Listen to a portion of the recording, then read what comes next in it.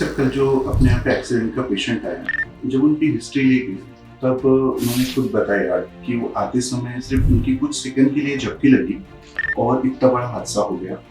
तो सर पिछले कई दिनों से ऐसे बहुत से केसेस एक्सीडेंट के अपने यहाँ पे आ रहे हैं, तो इस फिनोमिनन पे आप क्या बताना चाहेंगे? ये जो फिनोमिनन है जहाँ पे 1 से 2 सेकंड की झपकी लग जाती है, इसको हम इंग्लिश भाषा में माइक्रो नैप या माइक्रो स्लीप बोलते हैं और ये बहुत कॉमन रीज़न है एक्सीडेंट्स होने का। तो मैं आज चाहूँगा कि मेरे सभी ऑडियंस को, मेरे दर्शकों को मैं ये बता दूँ कि एग्जैक्टली ये होता क्या है, माइक्रो स्लीप क्यों होता है, हमारे ब्रेन में ऐसे क्या चेंजेस होता है कि जिससे हमें अचानक से झपकी आने लगती है, और इस बारे में जानने के बाद ही लोगों में जागरूकता आएगी कि हमें इससे कैसे बचना है। दोस्तों ज़रा सोचिए, सुबह का वक्त है, आप अपनी कार चला रहे हैं, पिछली रात आपकी नींद ठीक से हुई नहीं है, आप एक लाल बत्ती पर रुक गए, अचानक से आपकी आंखें भारी होने लगी और एक पल के लिए आप सो गए। अगले ही सेकंड पीछे से तेज हॉर्न की आवाज़ आती है और आप झटके से जाग जाते हैं। आपको एहसास होता है कि कुछ सेकंड्स में आपकी आंख लग गई थी, आप सच में पल भर के लिए सो गए थे और वो भी बिना आपके जाने। तो दोस्तों, इसी चंद पलों की जो अनजान नींद है, उसी को हम झपकी कहते हैं हिंदी में, और इंग्लिश में अगर मैं बोलूँ तो उसको माइक्रो नैप या माइक्रो स्लीप कहते हैं। और माइक्रो स्लीप का सीधा मतलब है कि कुछ पल की वो छोटी नींद ना तो मिनट्स में रहती है ना आवर्स में रहती है, वो कुछ सेकंड्स के लिए रहती है। ये एक बिना चाहा हुआ नींद का झपकी जैसा पल होता है।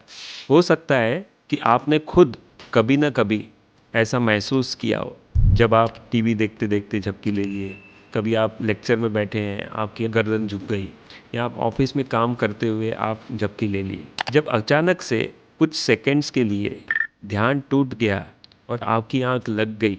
बस वही है माइक्रो स्लीप। और मैं जानता हूँ अभी आपको बहुत जनों को लग रहा होगा कि ऐसा तो मेरे साथ बहुत बार हुआ।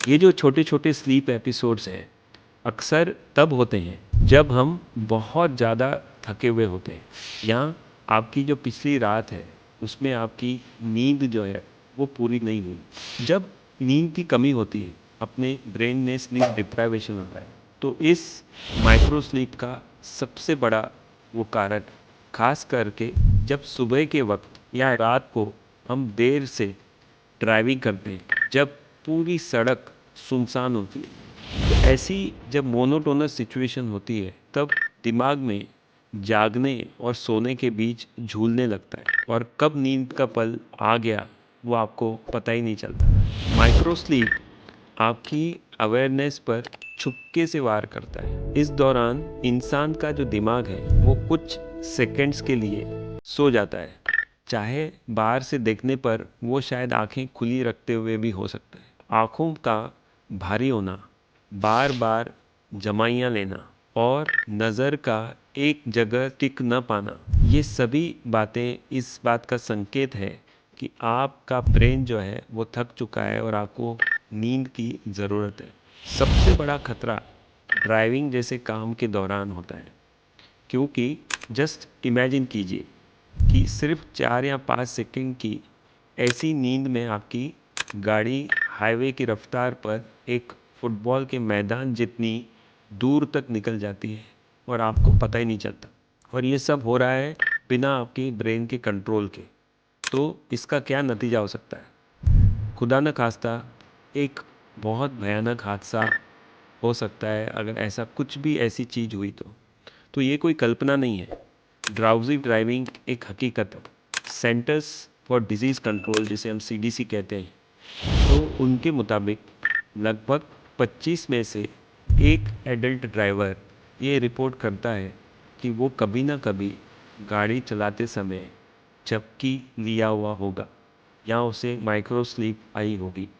सो ऐसी नींद के चलते हर साल हज़ारों हादसे होते हैं। हम हमेशा हमारे हॉस्पिटल में भी यही देखते हैं कि बहुत सारे पेशेंट्स इस हादसे के कारण हमारे यहाँ आते हैं। मतलब आप अकेले नहीं हैं, समस्या बहुत सारे लोगों को झेलनी पड़ती है।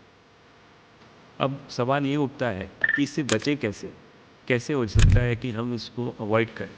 अगर आप ड्राइव कर रहे हैं और नींद महसूस हो रही है, सबसे बेहतरीन उपाय इसके लिए कि आप अपनी गाड़ी एक सेफ जगह पर साइड में लगाकर थोड़ी देर के लिए पावर नैप ले लें, क्योंकि ये बहुत ज़रूरी है आपके ब्रेन को इम्प्रूव करने के लिए। जी हाँ, 15 से 20 मिनट का पावर नैप आपकी और दूसरों की जान बचाने में बहुत मददगार साबित हो सकता है। इसके अलावा जो माइक्रो स्लीप के खतरे को कम कर सकते हैं कि नींद पूरी करके ही ड्राइव करना चाहिए। बहुत बार हम देखते हैं कि ड्राइवर रात रात भर चलाते हैं गाड़ी और फिर सुबह 2 घंटे सो के फिर से चलाते हैं, तो ये बहुत डेंजरस है। रात को अच्छी तरह से आराम करें। जो स्लीप स्पेशलिस्ट हैं वो कहते हैं कि कम से कम हमें 7 घंटे की नींद हर रात बहुत ज़रूरी है और वो पूरी होनी चाहिए और वो कंसिस्टेंटली होनी चाहिए। अगर आपकी पिछली रात नींद अधूरी हो गई हो तो अगले दिन लंबी ड्राइव आइडियली बिल्कुल नहीं करनी चाहिए। लंबी यात्रा पर हर 2 घंटे में आपने ब्रेक लेना चाहिए।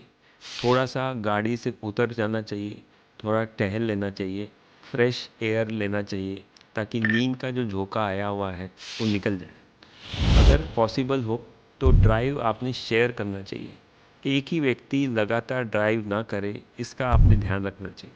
जैसे थोड़ी देर के लिए रेडियो या गाना सुन लिया, शीशा खोल के ठंडी हवा का मज़ा ले लिया या एक कप कॉफ़ी पी ली। ये सब चीज़ें मदद कर सकते हैं, लेकिन याद रहे ये सिर्फ टेम्पररी उपाय है। आप इससे थोड़ी देर के लिए बच सकते हैं। सबसे ज़रूरी बात, अपनी नींद को बिल्कुल इग्नोर नहीं करना चाहिए। आपकी जो ज़िंदगी और सुरक्षा किसी भी डेस्टिनेशन से बहुत ज़्यादा इम्पोर्टेंट है।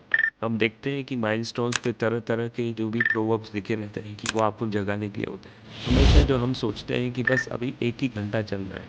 जो हमारे यहाँ कल पेशेंट आया वो ऐसे ही था, उसको लगा कि मैं 30 मिनट में डेस्टिनेशन पहुँचने वाला हूँ, तभी उसका एक्सीडेंट। तो माइक्रो स्लीप के सिम्पटम्स, कॉजेज़, सेफ्टी और ये सब चीज़ें हमें समझने की ज़रूरत है। अगर ये हम समझ लें, ये जो भयानक हादसा है, इसको हम टाल सकते हैं। तो दोस्तों, आशा करता हूँ कि आपको आज का एपिसोड हमारा पसंद आया होगा और आपको इससे रिलेटेड कुछ भी सवाल हो तो आप हमारे कमेंट सेक्शन में पूछ सकते हैं। हमें अच्छा लगेगा आपको आंसर करते हुए।